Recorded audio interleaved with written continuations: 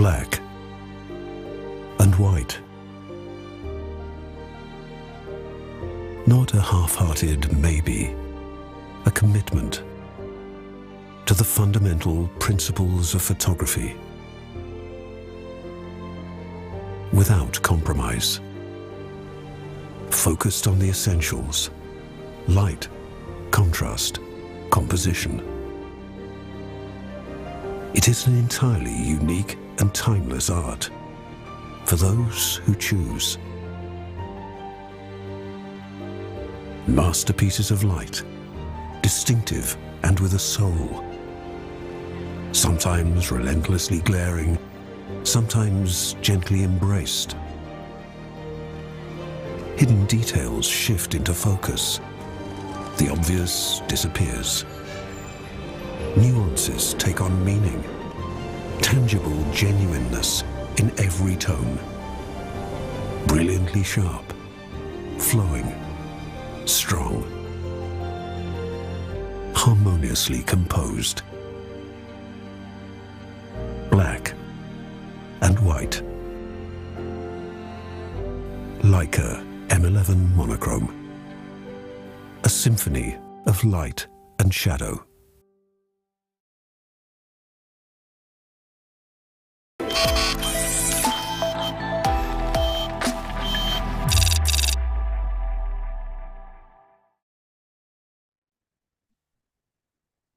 Hello, everyone. My name is Nathan Kellum. I am the Product Communications Specialist at Leica Camera USA. Thank you so much for joining us. Today, we're going to talk about monochrome cameras. Before I introduce my fellow panelists, I'd like to provide a little bit of housekeeping. You will see that on the right-hand side of the video, there is a chat function. We would love to hear where you are tuning in from. It is also an opportunity for you to provide any kind of questions for us. We have team members looking at the chat, and we hope to answer your question today. Without further ado, I'd like to introduce my other panelists, John Kreidler. John, good to see you again. How you doing? I'm doing great, Nathan. It's great to be here today to discuss all things monochrome. So I'm looking forward to this conversation. Awesome. And I'd also like to introduce Colleen Dunn with us for the first time. Colleen, good to see you. How you doing? Excellent. Always great to see you, Nathan. All right. Excited to speak about the monochrome. Yes, yes. This is one of my favorite topics. I love shooting black and white photography. It's something that's really dear to my heart. And we're going to look at a couple of slides right here.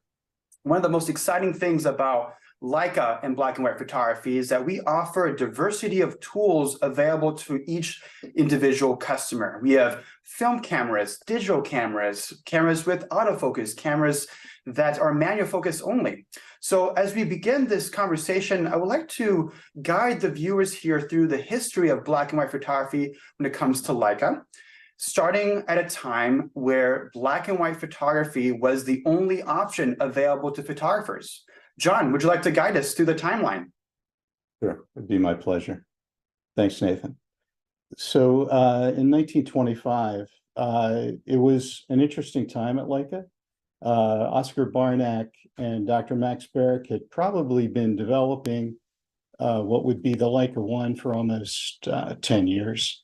And it was up to the board, the advisory board, whether they were going to basically bring this product to market. So it was Ernst Leitz II that said, my decision is final. We will take the risk. And with that, 35 millimeter full frame photography was brought to market by Leica. So for us, it's very important that where would we be today, I guess, basically, if Ernst Leitz hadn't taken the risk. So fast forward to 1954, the M3 is launched. And the M3 had some unique features to it. First, it was an M bayonet mount lens. So previous to that, all the lenses were thread mount. So it was very difficult and somewhat time consuming for photographers to change lenses. Now, with just a quick turn, they could mount the lens. Also, for the first time, both the viewfinder and rangefinder are incorporated together, making it a lot easier and quicker to compose, focus, and shoot. Another advantage of the M3 was a move to an advanced lever. So the film transport was, again, completely different, as well as having now just one shutter speed dial for both fast and slow shutter. So some very big improvements to the rangefinder with the M3. So then fast forward to the digital era, and 2012 saw the Leica M Monochrome. So this was 18 megapixel full frame, a CCD sensor, still much beloved today, still selling at a pretty good cost. And many photographers today just love the way that sensor renders. And for the first time, the market was thinking, or maybe not the first time, but was saying, what's going on at Leica? Like, what are they thinking to bring out a monochrome only camera, a camera that would just shoot black and white? So this is kind of where we begin in terms of a starting point for today's conversation. Then in 2015, we brought a CMOS version, full frame, now 24 megapixel, with 6 micron pixel wells that many of us feel is still, for many of our lenses, the pinnacle in terms of resolving power and basically how the lenses render and that kind of thing. So with CMOS now having video capability, but also an additional way of focusing, not just the rangefinder, but focus peaking. And that's what we saw as some of the new features that were brought to the Type 246. Then in 2020, the M10 Monochrome is born. So the M10 family of products were the first time that we were able to make a digital camera that was the same dimension as a film body. So this too was very exciting, and where we really got extremely high ISO and really pushing the limits of many of the lenses in our catalog in terms of their overall rendering characteristics. 2020 also brought one of my favorite cameras, the Q2 Monochrome, to market. So it seems this is my camera of choice for just about every Phil Penman workshop that I have the pleasure of attending and working with Phil on. It's great in bad weather, and Phil always orders really bad weather, where it's rain, snow, sleet, hail. We're still going to walk 20 miles that weekend. But the Q2 doesn't miss a beat. And we got some great images that I'll share a little later on from some of those workshops. And then in 2023, the M11 Monochrome, now with a triple resolution sensor, a longer life battery, and a return to USB-C connectivity. So a lot of great things about the camera, and we're going to get into it and hopefully give you enough tech and enough interest in the subject to spark you to give it a try yourself. So thank you. So I'm sure that some of you in the chat here are wondering, what is the difference between a monochrome sensor and a color sensor? I know that John and Colleen, we get this question pretty often at the stores and at our dealers here. And I wanted to provide a little kind of overview of what's going on. So you see here that we have two images, one on the top, one on the bottom. The top image is a representation of a color sensor. The bottom is a representation of a monochrome sensor. And amongst other things, one of the biggest differences is the fact that there is a color filter in front of the sensor for color images. This is how we're able to capture and acquire color information when we're capturing images with a color camera. Now, what happens is that light goes through the lens, the light is then absorbed by this color filter, and then the light goes to the sensor beneath it. And in that absorption of light on the color filter, there is just going to be a loss of quality, a loss of light, a loss of sharpness, a loss of resolution due to the physical attributes of having something in front of that sensor. Now, one of the main things about a monochrome camera is the fact that there's no interpolation. What is interpolation? Well, when you look at one pixel off a color sensor, the color filter is actually composed of 4 different filters: a red, a blue, and 2 green filters for each pixel on that camera. So light goes through the red, the blue, and the green filters. An algorithm then looks at those values and tries to decipher which actual shade of color should be represented on that pixel level. And that's what interpolation is actually doing. It's also looking at surrounding pixels to see if we can get a more accurate color. In that process of trying to find what color that pixel needs to be does lose a little bit of quality compared to a monochrome sensor that does not need to do that processing. The information off a monochrome sensor is a lot more pure. There's a lot more of that information.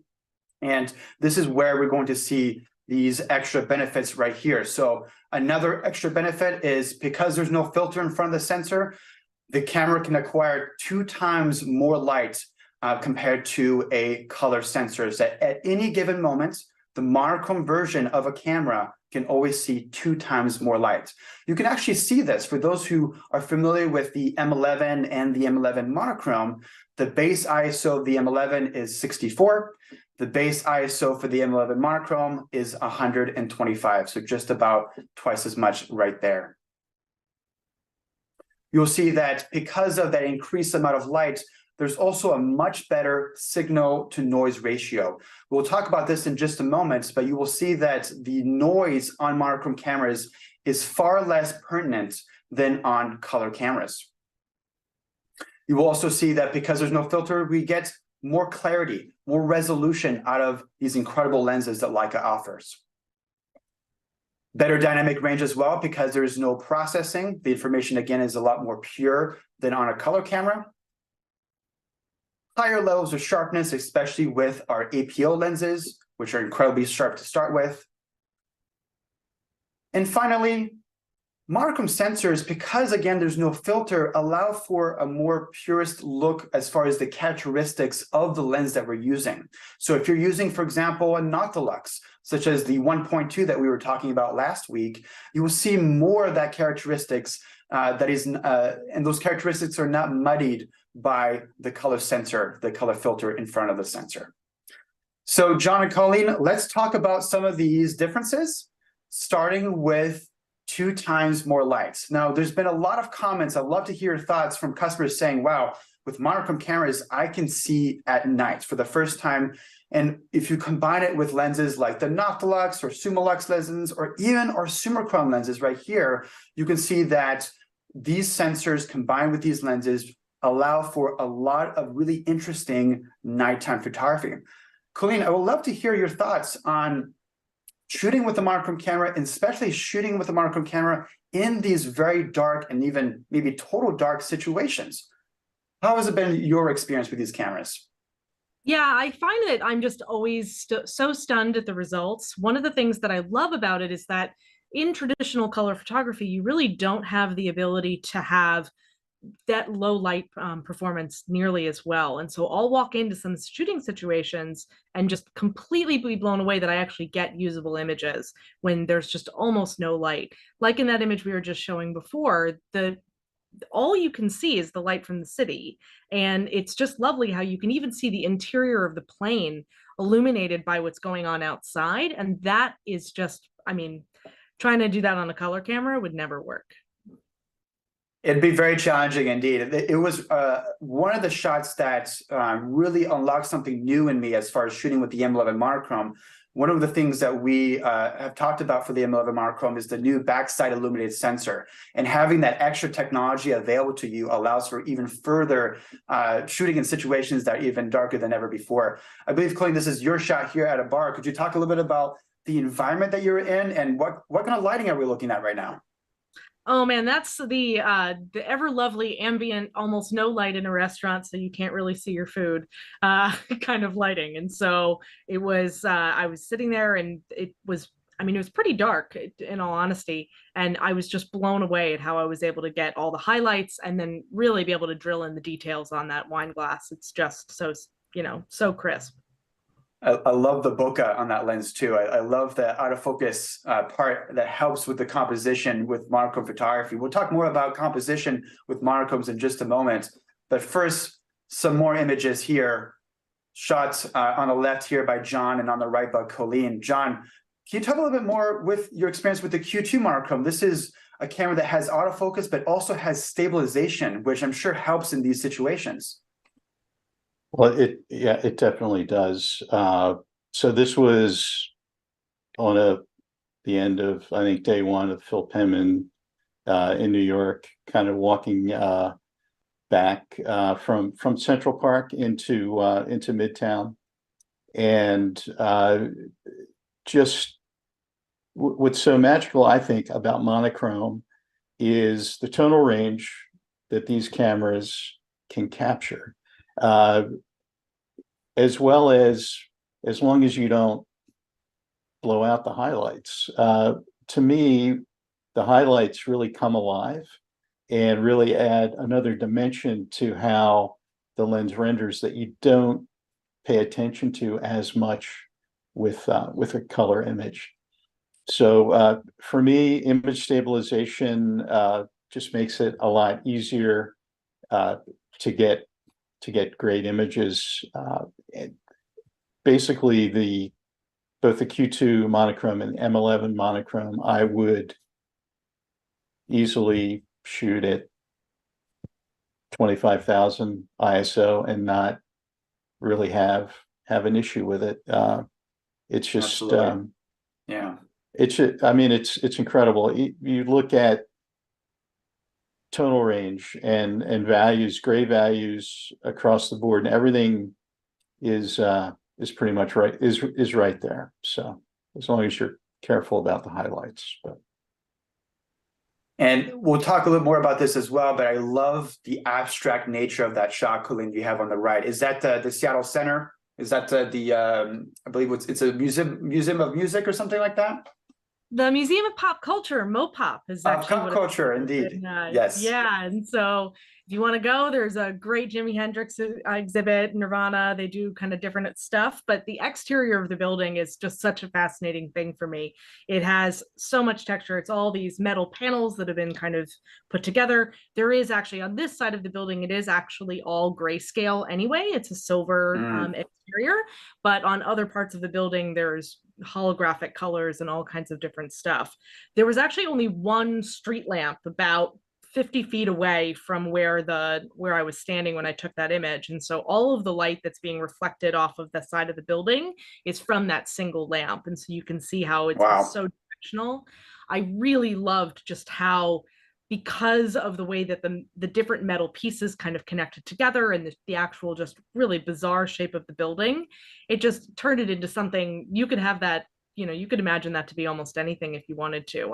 And that's something I love about black and white, is by stripping out that color representation, you actually are just left with just the shapes and the textures. And so it really becomes so much easier to create abstract within a black and white image.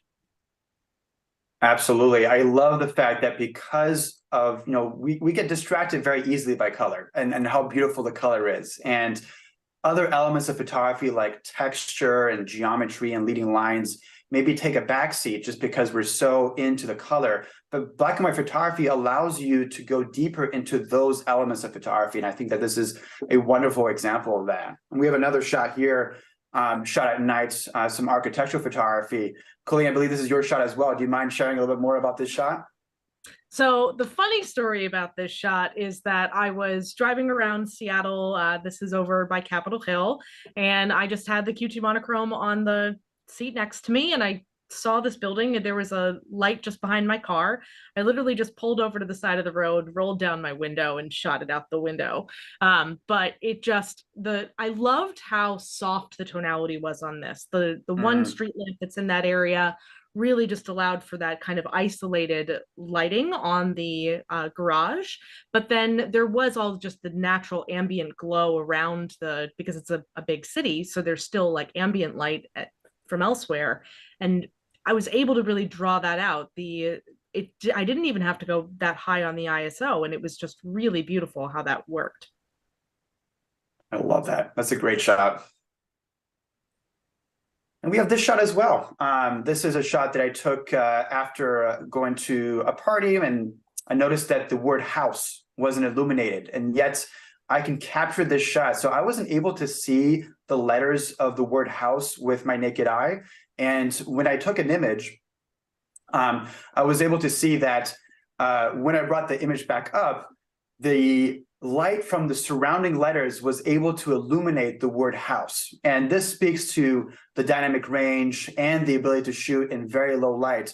And you can also see that there is very little noise in this shot right here, despite being basically in total darkness. So the control over the tones that we've been talking about is something that I really love with these monochrome cameras. Now let's talk about the noise on these cameras right here. John, I was incredibly surprised by the performance of the M11 monochrome when we announced that camera. I was doing some tests, and the max ISO of the M11 monochrome is 200,000. So I decided to test it out. And this is what that looks like. You know, here's this exact same shot at 100% for our viewers to see.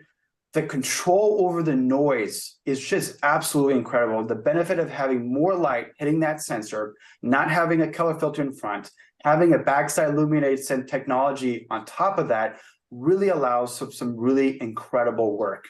What has been your experience, John, with the monochrome cameras, but maybe specifically the M11 monochrome? Well, I would say very similar to that. It is amazing that at 200,000 ISO, we get that much, not just detail, but tonal range. And that's always going to be the challenge for a camera, particularly at high ISO. But I always tell people that if, in this case, 200,000 ISO, if it's the correct ISO to give you a good exposure, you're going to get excellent results.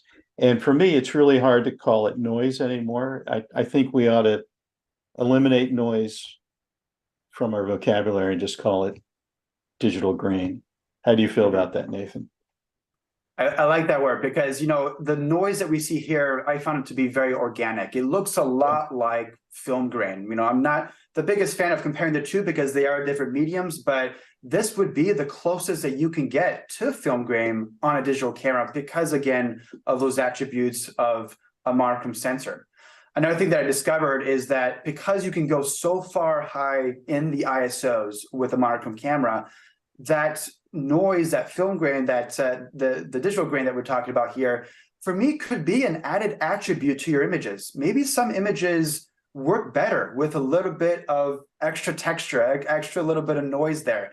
Maybe you want a little more grungy look to your shots. And so you can do that either in post, or you can do that organically through the sensor by just going up into a higher ISO. Here is an example of that same shot that we saw, but just at 100%. This is 6,400. Just a really good grasp of the tonal range despite going to those higher ISOs. So lots of malleability with these files, which is really interesting for those who want to parse these files. But again, the opportunities have really opened up with the technology that we have here on top of having no color filter. Colleen, I have a shot here, I believe that you took at the bar. This was shot at 40,000 ISO.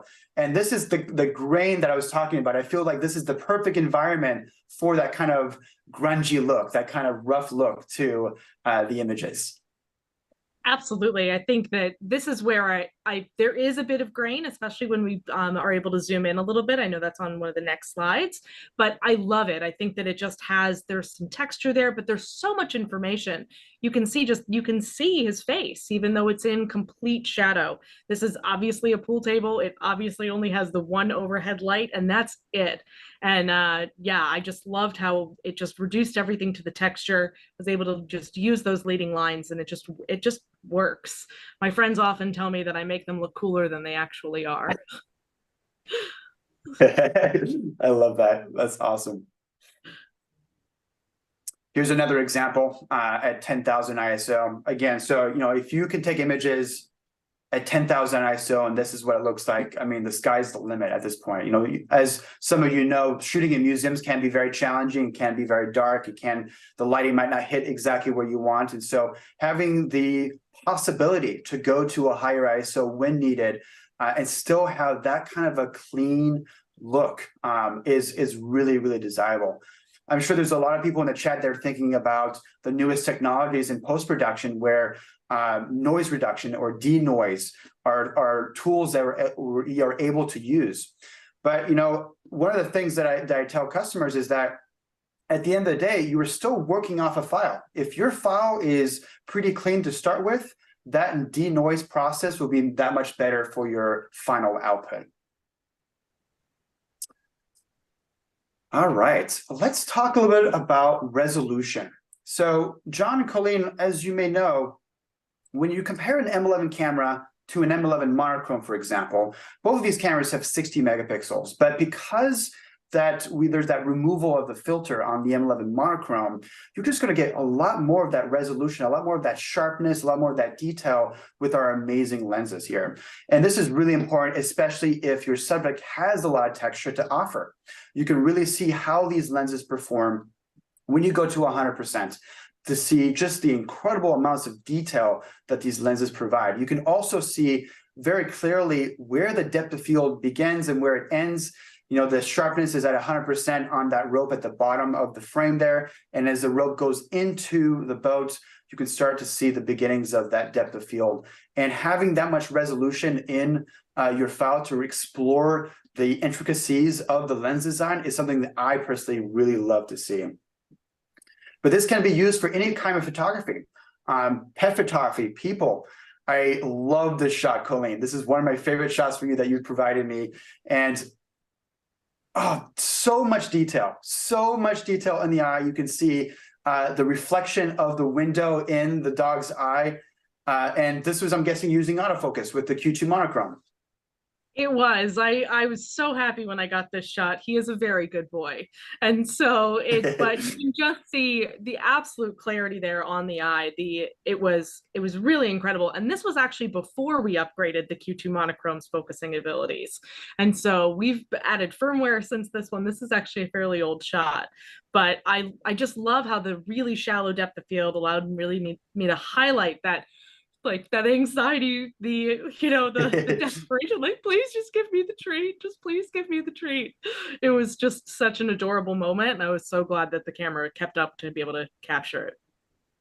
I feel like animals are really a perfect subject for black and white photography, especially in this case right here with just the white and black fur on the animal here. There's another example coming up with a similar situation with a bird, and you zoom into this image right here, and you can actually see me in the shot. If you look into the eyes there's trees, there's me crouching down to get the shot, trying to get as close as possible without disturbing the bird using the 135 APO. And again, the tonality of the sensor is mind-blowing. For those who are looking at the details here, you might be able to see some specks of something around the eye there. Maybe it's dust, maybe it's something else. And this really, in my opinion, showcases the resolution of the sensor. This is picked up very clearly on the monochrome sensor, those little white specks there. And if I had a color camera, I'm not sure I would have seen those specks. Maybe I would have been distracted by the color. Maybe the color wouldn't have come out quite as well, but it's extremely clear on this monochrome sensor. And, I can always take those spots out if I wanted to, but I love to have that data to start with. So if I choose to take something out, I can do so. That data is there to start with.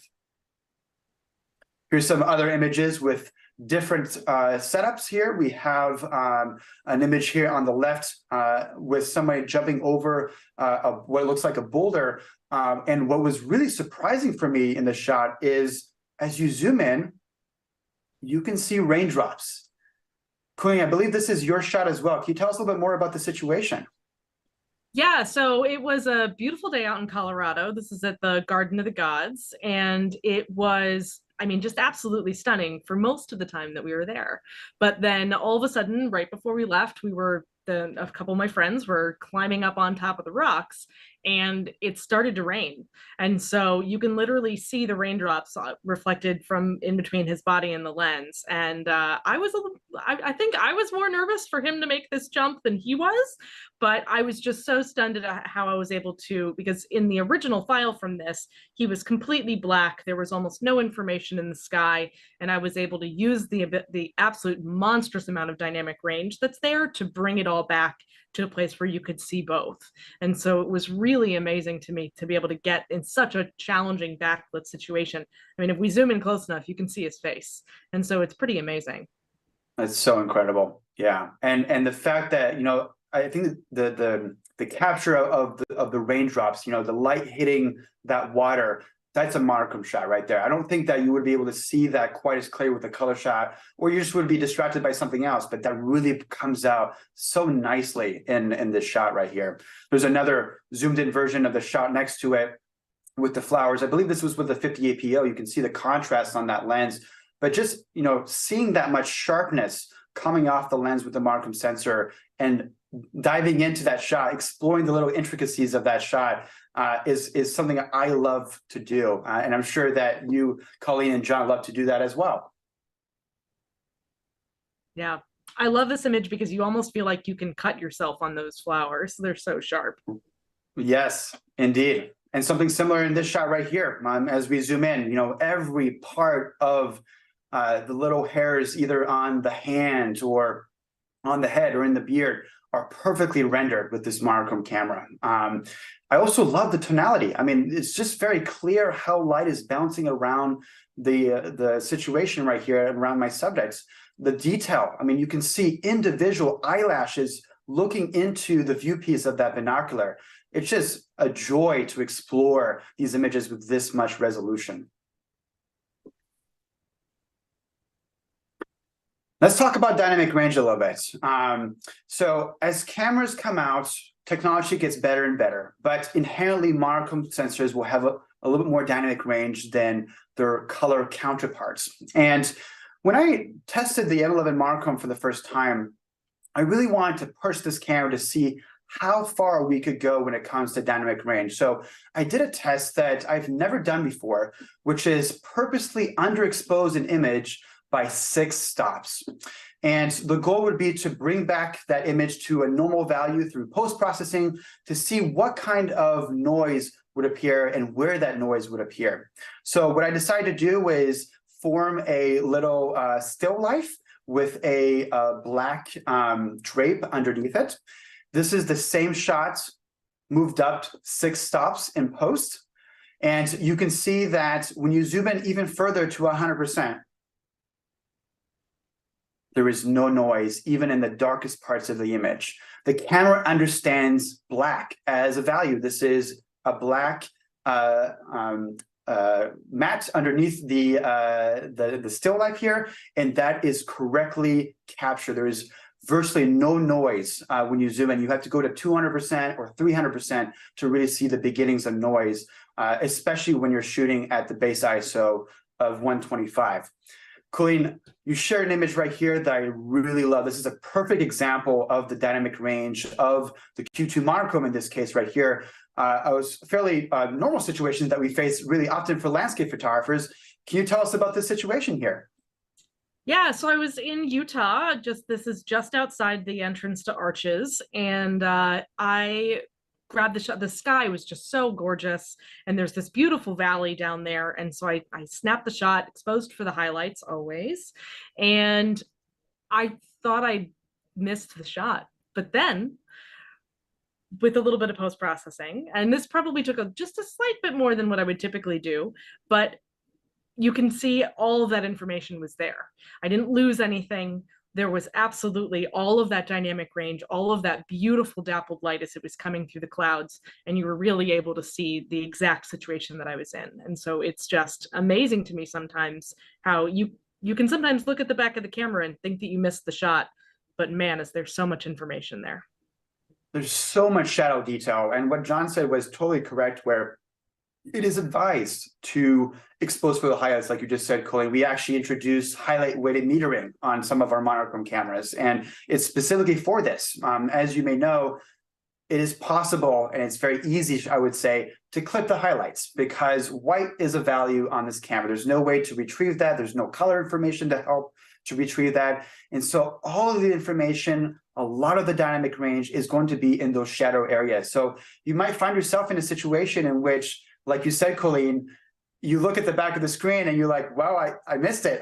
There's nothing there. But clearly you need to look at your histogram to be sure that you got everything. And so that when you go back to your computer after your trip, you can really extract all of that shadow information. And what I love about this shot is that you can see the tonality. The tonality is really beautiful despite bringing up those shadows by that much. You would start to see some challenges when it comes to noise and tonality on a color camera when you're moving that exposure up by that much, but really there's no problem with this camera. And if we go back right here, you will see that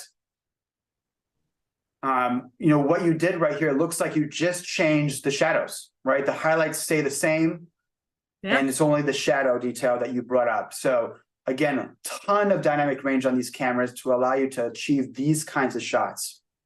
Really, really amazing. And John, there's a picture from you here. I love this shot as well because you get this total darkness on the top part of the image right here. But then when you zoom in, you can see that there's indeed a sign, and that you can actually read what the sign says very clearly despite where it's placed in that image right there. Can you tell us a little bit more about this shot? Yeah, sure. So this was in Boston, a great town to shoot, and down by the I guess the harbor area, with one of my favorite lenses, the Super Angulon 21. And what attracted me to this, like if I had a color camera, I don't know if I would have taken this shot, but thinking in black and white and seeing kind of the framework of this little vestibule that kind of creates these little openings, and knowing how basically how dark that area would be, I'd be able to record it because I would be exposing for the boats out in the harbor. And with so much dynamic range, like the 14.8 stops at, I'm sure this was shot at 60 megapixel of dynamic range, I'd have the ability, if I wanted to open up what is totally black and get detail. And I think that's something in each of the examples that we're showing, thinking of Colleen's shot of the guy jumping at the Garden of the Gods. It's your choice as a photographer. You could make that a silhouette subject, or you want to bring out all the detail with an M11 monochrome and Q2 monochrome. You can do that. You have the choice. So it's kind of giving you more options beyond what a color camera would, particularly a color camera. When you have strong backlight, you're going to get in situations where the noise is going to be noise and not digital grain. So I just and that's why I enjoy shooting monochrome. It makes me think differently. It makes me see differently. I photograph different things because I'm ignoring color. I'm looking for texture. I'm looking for patterns. I'm looking for ways to create more of an emotion in a photograph and not necessarily lean into the color elements of a photograph. Yeah, the geometry of the shot, and I also love the fact that you get this kind of, you have the top part that's totally black that really guides you to the central part of that image. Those leading lines are working really well for you, all the way to the end where we have these beautiful circular geometric shapes, and you just kind of wander. You just really explore the image very, very easily, because you are focusing on those compositional elements. It just works really well in this type of black and white photography as well. Very cinematic, I guess, would be another word. Sure. It kind of makes it look much more panoramic than it really was. Absolutely. Yeah, absolutely. And I mean, this is another example right here of a kind of more cinematic look where you are using those lines again to direct the viewer's attention to your subject, utilizing the incredible dynamic range to photograph things that are backlit, in this situation right here where there's a lot of sun hitting that plane hanger in the background there. And yet with the dynamic range of this camera, you can just extract the shadows to your heart's content, basically, despite having such a harsh light hitting the back of that plane hanger right there. So lots of opportunities, like John and Colleen have said about these cameras. It's really, really fun to really discover those images again in some source. When you come back from shooting, you're like, okay, what can I get? What can I extract out of these files in these very tough situations? I find it really fun to import these files into my preferred editor to really discover maybe these images again in some ways. Let's talk about lens rendering a little bit. So as many of you know, Leica lenses are really special and they have a sort of character to them. I really enjoy this very much about Leica lenses. Here are two examples. We have a 50mm Summilux on the left-hand side and a 28mm Summicron on the right-hand side.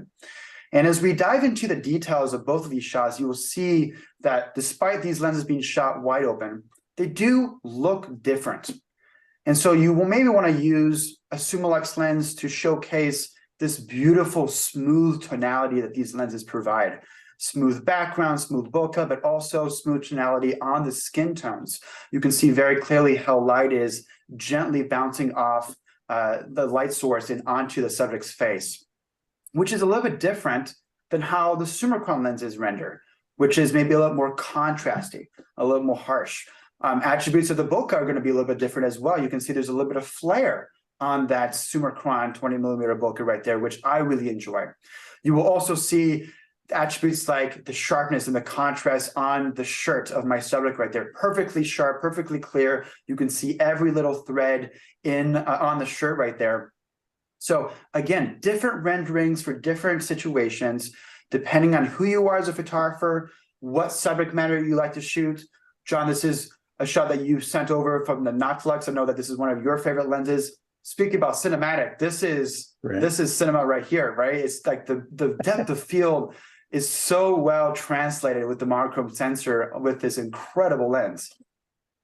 Yeah, it's one of my favorite combinations to shoot because it gives you this not just the cinematic look, but it allows you to capture or imply an emotion in the image. And if you get crazy and zoom in, you'd actually see there's like a swarm of gnats to the left of these people, and it's like, I guarantee you, I did not see the gnats while I was shooting it. But it's again, it's that translation and rendering characteristics of that lens, the gentle to and from that plane of focus that allows you to create images that can evoke an emotion. And I just really enjoy it. Also with the 50 f1.2 and the macro adapter, just a lot of fun to explore. A lot of people say we don't have any macro lenses, and they're right. We have about 125 of them. With just throw on that macro adapter and go at it. It's depending on the rendering characteristics of the lens you're applying it to, it just really gives you kind of this crazy much more emotional, glowy look that the 50 f1.2 has wide open anyway, but then it's just emphasized when you're going in close focus, and it's just a lot of fun to explore lenses in that way.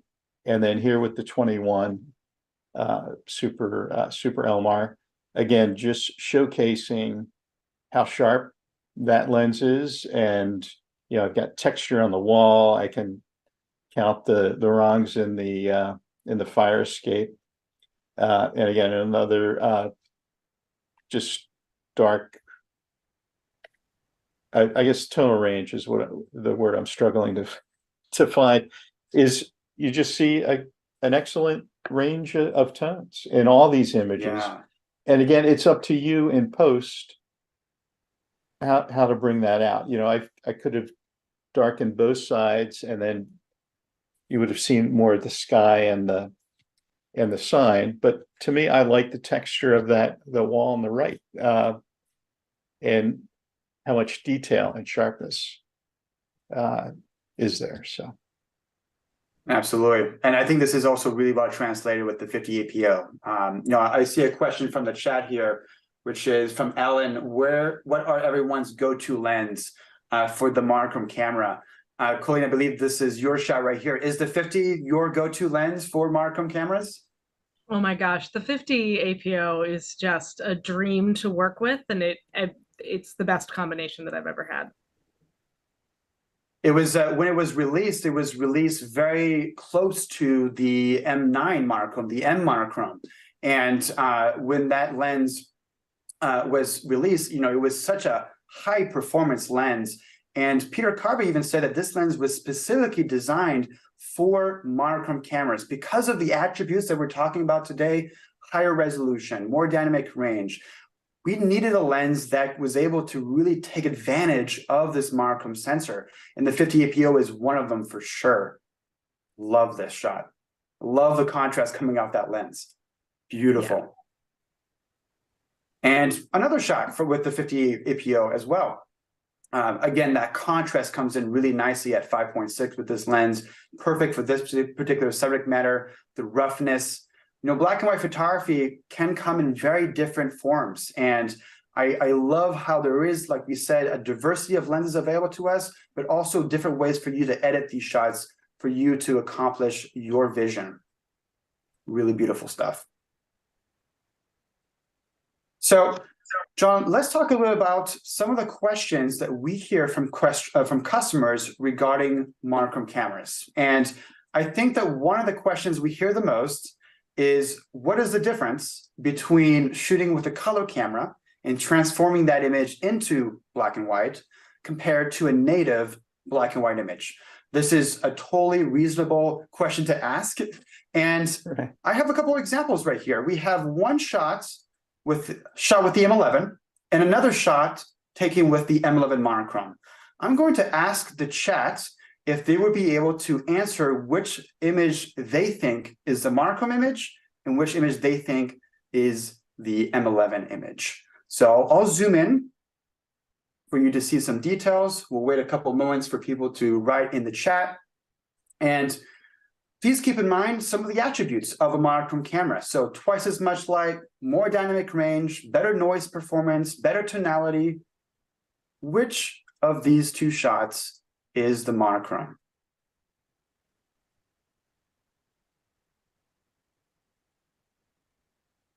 We'll wait a couple more minutes. Some people are saying left is mono.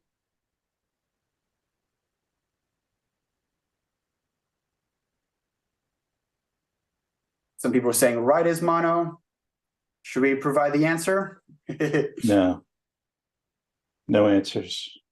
No answers today. Make them guess. There you go. So here are the answers. M11 monochrome is on the right. Leica M11 is on the left. Now, there are certain things I would like for our attendees or guests to see. And let's look at some of these attributes. Let's look at the lemon. Let's look at the oil bottle. Let's look at the Progresso soup can. Let's look at the apple next to the soup can. I'm going to share what the color shot looks like. And you can see that there's a big difference in tonality between the M9 monochrome, so the M11 monochrome and the M11 camera. It's really surprising the way that a color camera sees light where there's that filter in front of it, right? The filter really does hinder and muddy the image when it comes to tonality when we compare the two directly right here. I mean, lemon is probably one of the biggest changes between the two images right here, but I also want to look at the olive bottle that is composed of blue and red paint on the top and bottom parts of that bottle right there. The tonality of that bottle is very different. Let's go in and zoom in a little bit closer once again. And you can see that there's a really big difference when it comes to that red, green, and blue, right? The blues, the reds, and the greens render very differently when you transform that image into black and white. And you can see this as well in this shot right here. Colleen, this is an image that I believe you took. Can you tell us a little bit more about where this was shot? Yeah, so this is Multnomah Falls, which is about 30 minutes east of Portland, which is, it's absolutely stunning. It's a literal 5-minute walk off of the interstate. But I had both the Q2 and the Q2 monochrome with me that day. And so I did a 1 and then a 2.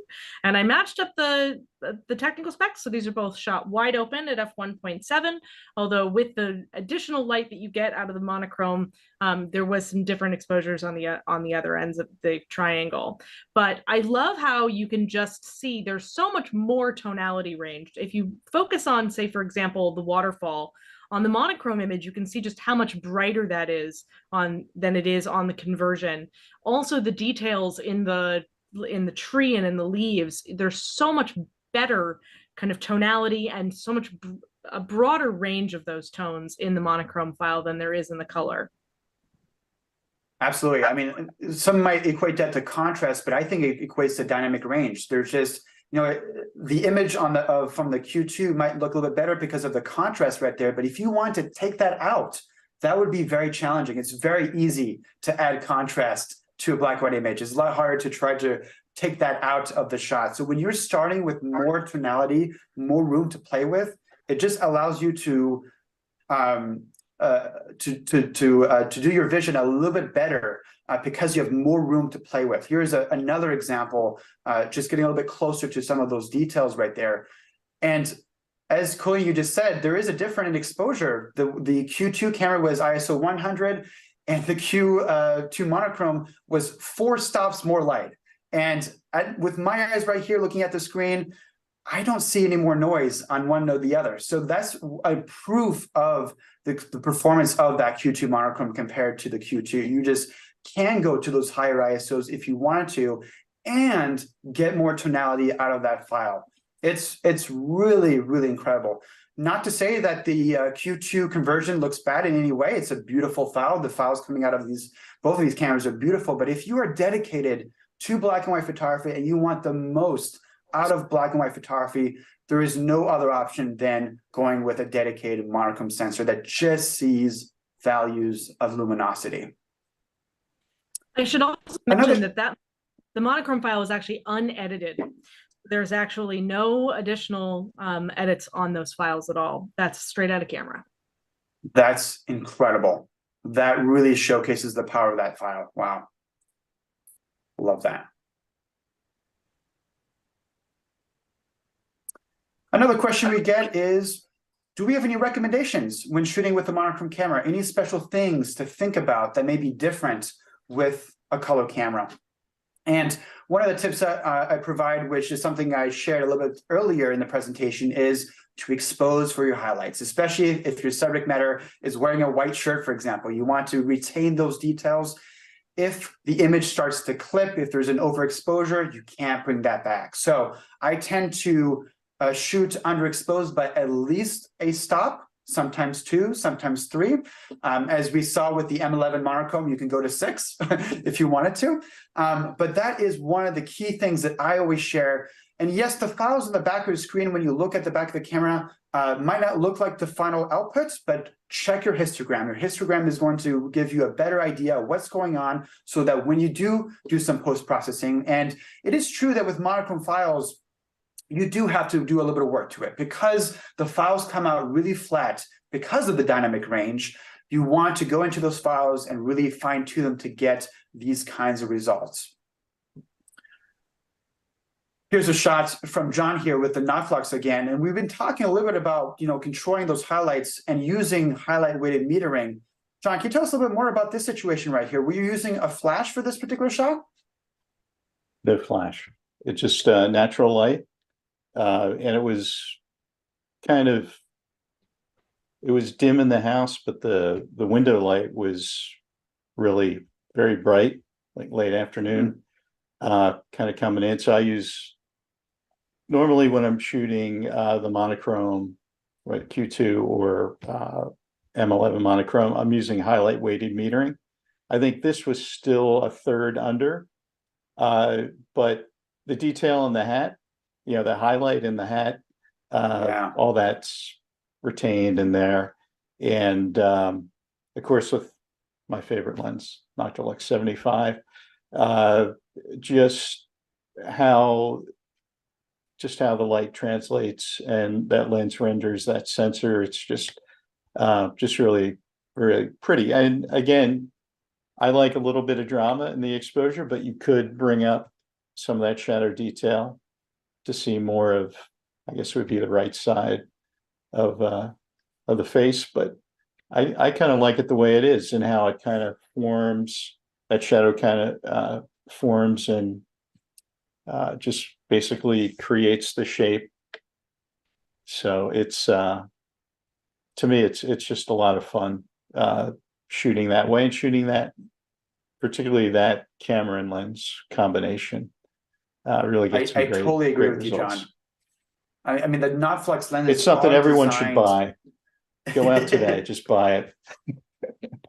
I mean, these lenses, the Notflux lenses, are designed to extract all the light from your environment and send it to that sensor, right? We have 1.2, 0.95, 1.25, and monochrome cameras are designed to only record values of luminosity. So it is indeed the perfect pair for those who like to shoot in these low light situations and you want to shape the light in a very particular manner.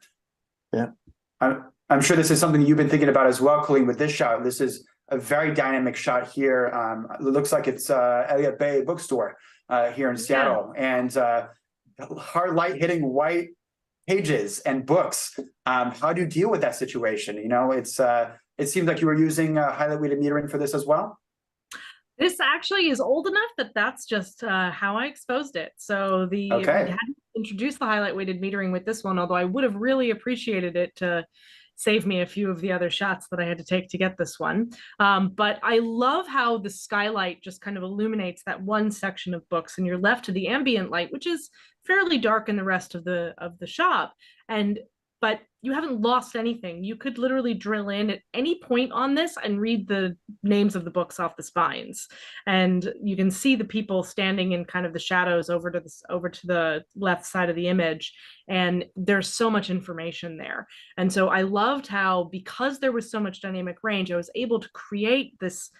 Really what you saw in the moment was that there were these pools of light in kind of this sea of kind of shadow. And it was just absolutely lovely.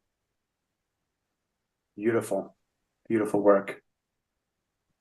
Another piece of advice I share with customers is to really try to find subjects that have white or black in them. You know, if you do that, your eye will naturally navigate toward those elements. So try to search for those elements. This is shot with a 30-second exposure in the dead of the night in the forest and showcases the low light capabilities of this camera.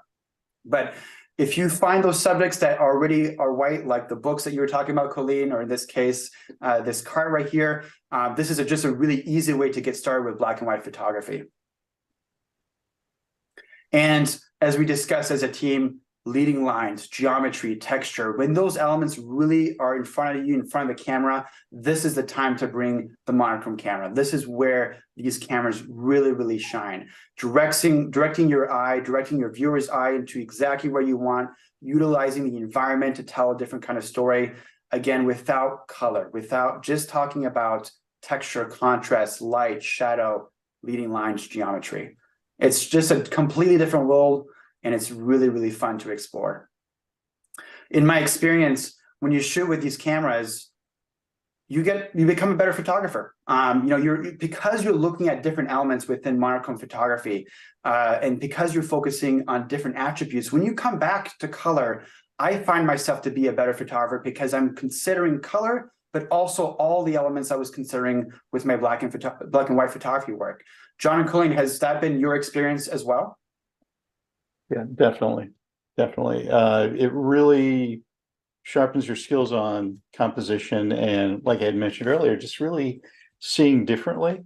And for a lot of photographers, I think particularly those in the street that love to do street photography, but it's true of any genre, you kind of from time to time you get into a funk where you feel like you just can't produce the work that you see in your mind's eye. You can't get it in the camera. So for me, a lot of times I'll go back to the basics, work on either look at light and shadow or compositional techniques, and then usually find that thread in the edit and in the sequencing of it. So it's something for me, the monochrome, black and white, always brings me back to the very essence of photography, and I feel it always makes me better because I'm seeing differently.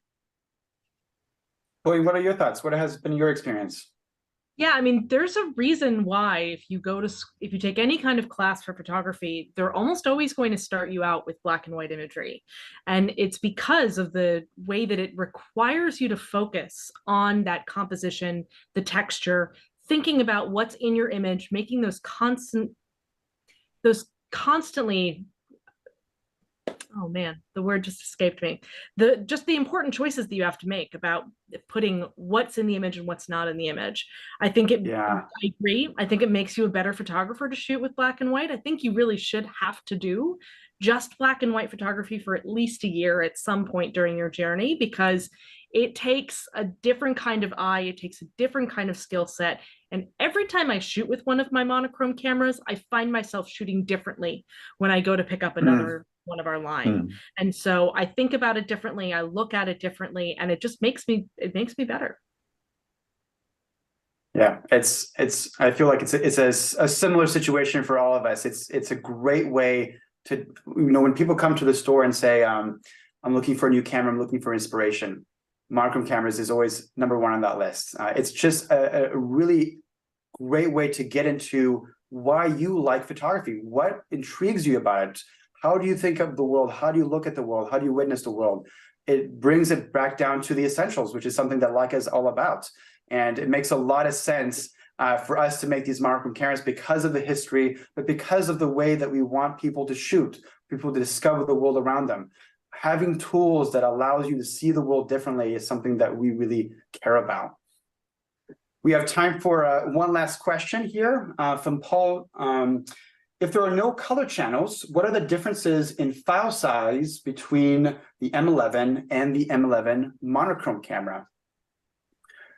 Colleen, John, would you like to answer this question? What has been your experience with the file sizes? They're big. Yeah. They're still big. If I'm remembering right, 60 or 80 to 100 megs for M11 monochrome at 60. Right. So all that means is you're getting more information about luminosity and more detail to dive deeper in. If you wanted more dynamic range, shooting at 36 megapixel will give you more. You'll creep into the little more than 15 stops of dynamic range. So I think it's what I like about it in particular is, again, it's giving you as a photographer a choice of what you're going to do with the images after you've captured them. A lot of times we know when we go out, we're shooting, we see something that excites us and we photograph it for some reason. And then many times we get it on the computer, and we say to ourselves, why did I capture? What was I thinking? Sure. What excited me about it? But I find with monochrome and shooting a monochrome and thinking that way, that happens less often than with a color camera, at least in my experience. And then within that, again, you have this further possibility of processing out images and really finding the narrative of your story within the edit as you sequence and cull your images and process them out differently. Maybe some no shadow detail, maybe some with lots of shadow detail. Just an important thing, stay away from clarity and texture, all the way to the right.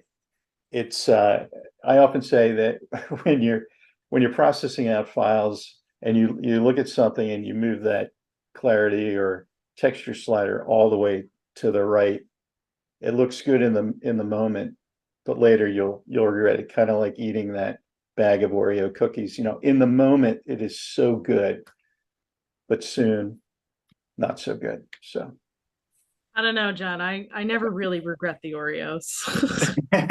a bag? I mean, okay, some, but killing a bag, They're that's really good. That's serious. That's serious.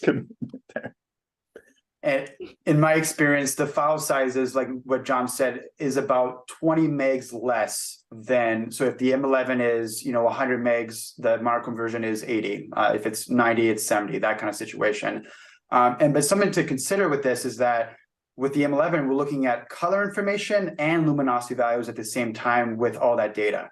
With monochrome, the file is still really big, but we're still looking at just luminosity values. And that's why there's just so much information in those files for you to extract, for you to explore. I want to thank you both for being here. This has been such a fun time shooting and talking about monochrome cameras. I want to share some information about the Leica Academy, what's coming up next. For Leica Academy, we have a number of workshops for those who are interested in all sorts of types of photography, including food photography, but also photojournalism. And we also have specific classes for specific cameras, such as the M and the Q. We have one for the Q coming up in New York very soon. And you can use your phone to take a picture of the QR code to sign up today. For those who are interested in finding out more about Leica and the Leica Academy, you can see that we have our handles right here at Leica Camera USA, as well as Leica Academy USA. You can also follow us on Instagram. If you have any questions, you want to be part of the community, we'd love to hear from you. Colleen, John, thank you so much for being here. It's a pleasure as always, and I hope to see you on the next one. Thanks for having us. Thanks. It was awesome. Thanks, everybody. Appreciate it. Thanks, everybody.